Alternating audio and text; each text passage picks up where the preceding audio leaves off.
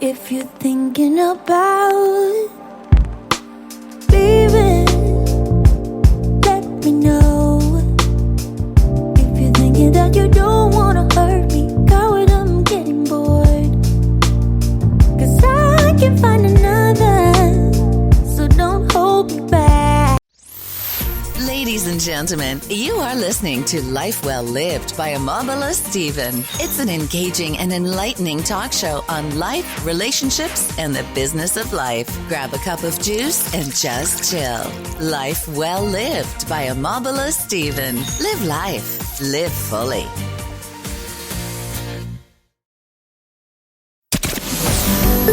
Welcome, everybody, to this week's episode. We really appreciate you joining us. This podcast really shows us how we can all learn, live, and thrive off of each other. By sharing our knowledge through our conversations, we will impart some knowledge whilst learning ourselves how to progress even further. Here is your host.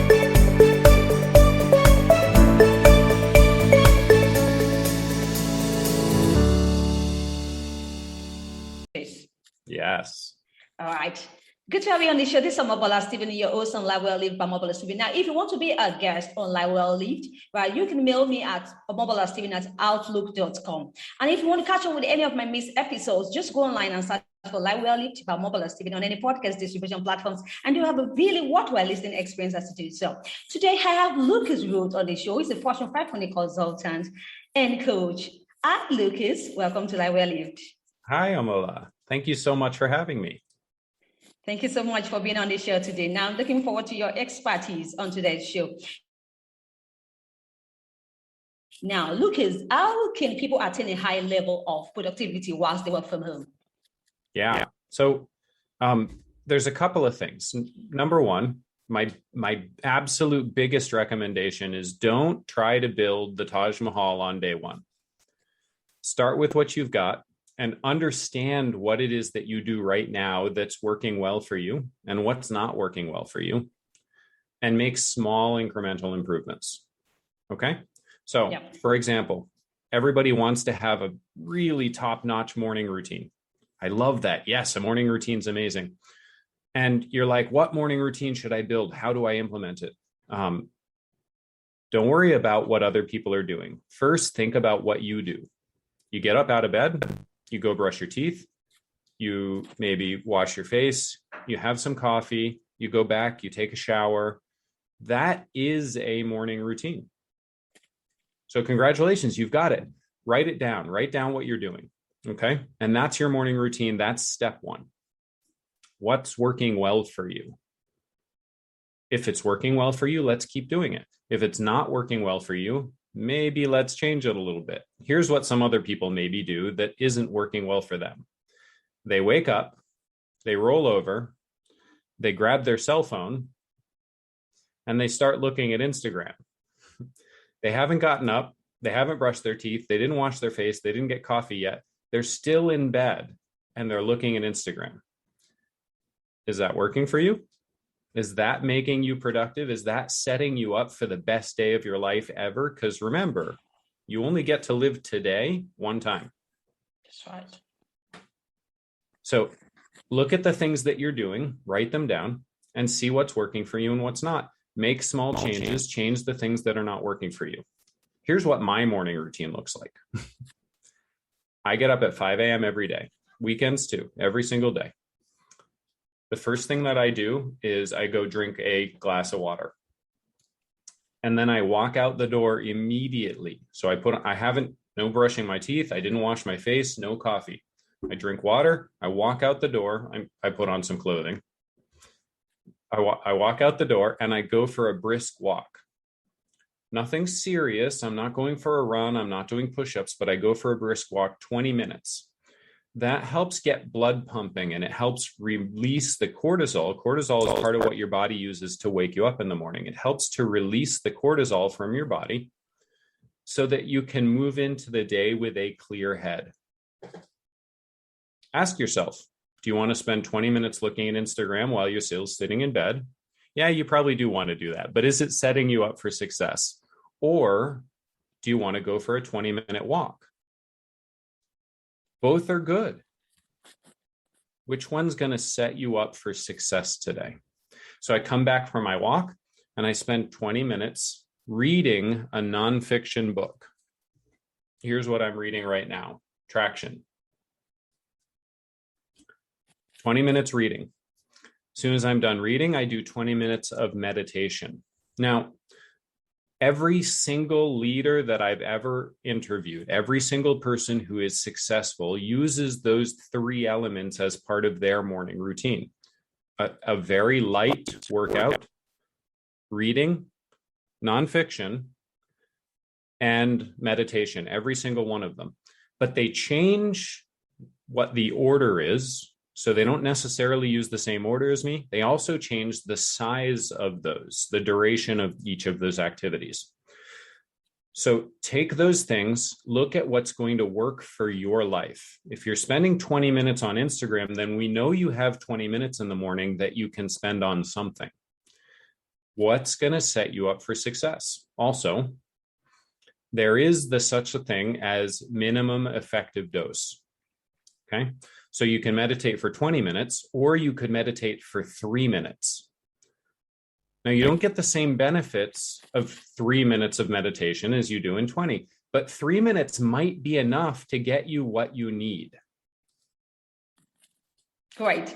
Now, I appreciate your schedule or your itinerary. Beautifully said. Now, let's talk about this modern day chaotic environment that we find ourselves. I need you to share, right, some helpful tips for a person working from home, right, to be able to structure their itinerary for the day. Mm-hmm. Okay. Love it. First, write down the schedule for tomorrow, tonight, every day. It's not set in stone. You're not requiring yourself to follow that schedule. You're not even taking away your flexibility. Approach your entire day with the flexibility of, I will do what I need. All right. But write down your schedule for tomorrow, today. Spend some time thinking about it. Let it settle in. When you go to bed tonight, your brain's going to actually think about that schedule while you're sleeping. Not hard. It's not going to mess with your sleep, but it's going to be there. So when you wake up in the morning, you're ready for the schedule that you wrote down.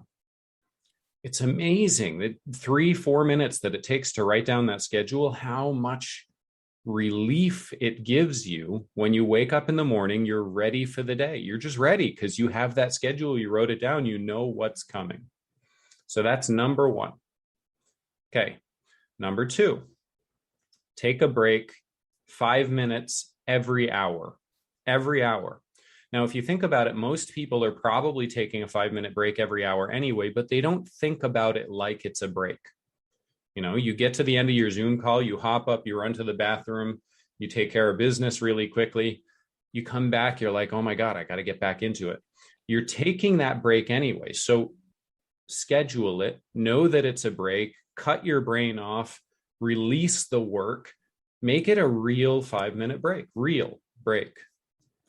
The difference in your stress levels throughout the day is going to be so amazing. You're going to be able to be more present with your work throughout the day, more present with your family when you're done. Everything about it is going to be incredible. Just 5 minutes an hour, every hour, all day long.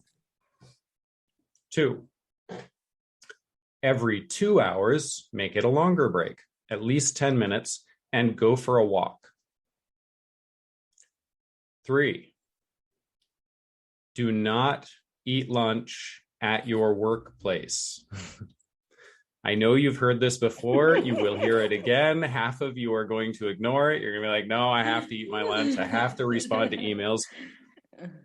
You do not have to eat your lunch at your desk. You do not have to respond to emails. Whatever is there can wait.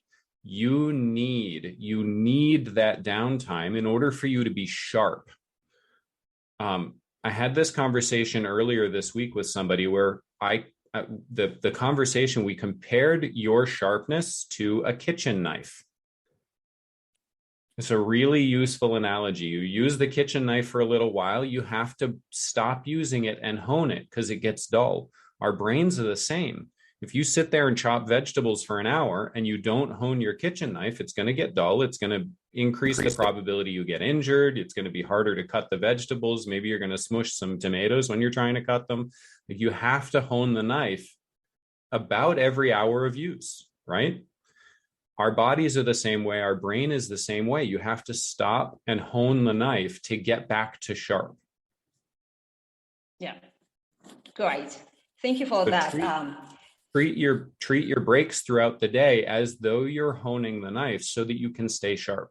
Stay sharp for your work during the day and stay sharp for the end of the day so that you can be present with your family, with your friends, with your activities, whatever it is that you're doing after you're done working, because that's just as important, right? We work to live. We don't live to work. Right. Beautifully said. Lucas, I love the fact that you mentioned stress while you buttressing your point, because one of the main reasons of for mental health, right, of a mental health, beg your pardon, is stress, right? Now, because I know that you're a productivity upline, right? Tell me, how can working from home be detrimental to employees' mental health? There's a bunch of different ways. It really depends on the work culture. It depends on the management culture. So whoever it is that you're working for and what it is that they expect from you. I find a lot of managers, not all, but a lot of managers consider it challenging to make sure that their employees are productive. And so what they do is they pick up the phone and they call, they text, they email all the time, nonstop. And I get that. I really do. The problem is that every time you get an email from your boss, it distracts you from working. So you can either answer an email or you can be working. You can either answer a text message or you can be working. You can't be doing both. And bosses are worried right now. They're worried for their own job. They're worried that their team isn't going to be productive. And so they're trying to help. They're really trying to be helpful. It's not mean, most of them anyway. They're trying to be helpful by being in touch all the time. Okay? But again, it's a distraction. So my recommendation is to all of you who are experiencing something like this, call your boss and say, listen, I know what's going on. I know you're trying to be helpful. I really appreciate that. But every time you reach out to me, I have to stop what I'm doing and answer you. So I need you to help me out in a different way. Let's set up some communication rules. Don't email me, don't text me unless it's an emergency, and let me do my work so that I can be productive with you. Great. Most bosses will really appreciate that because they're trying to be helpful. And if you tell them, look, I know you're trying to be helpful, but I need to stay focused, they're going to be like, oh, yeah. I like that.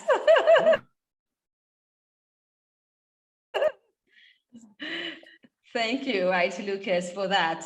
I want to ask you this question. Is there a correlation between working from home, right, and working remotely? Yeah, to me, they're the same thing, but I understand that not everybody sees that. When I've been working from home for a very long time, but working remotely could be going to an office that's not in your home. Make sense? When I first started working from home, I spent the money, I spent the time, I put together an office that was really well designed to support my productivity. If you don't spend that time, that money, understand what it is that's supportive to you and helps you be, maximum productivity for yourself, then working from home might actually be less productive than working remotely at an office, like an outsourced office nearby that you go, or like a conference room in your building. Those are working remotely, whereas working from home might be your kitchen table. Something like what I do too. I work from home. Sometimes I do remotely too. I juggle between the two, conflicting priorities. Yep.